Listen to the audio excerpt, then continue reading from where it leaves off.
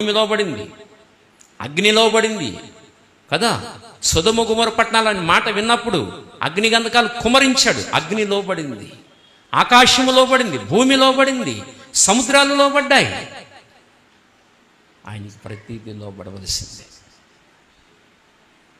అందుచేత అలాంటి దేవునికి ఏం చేస్తున్నాం మనం? ప్రార్థన. అంచితే నీకు ఏకదృష్టితో ప్రార్థన చేయాలి. నీ మనస్సు అటు ఇటు వెళ్ళడం కాదు, కేంద్రీకరించి ప్రార్థన చేయాలి. ఏకదృష్టి కలిగి ప్రార్థన చేయాలి. మన ప్రతి అవసరత తీర్చే దేవుడు. అలాంటి శక్తిమంతుడికి ప్రార్థన చేస్తున్నాక మన ప్రధాన యాజకుడు ఎవరు? గొప్ప ప్రధాన యాజకుడు.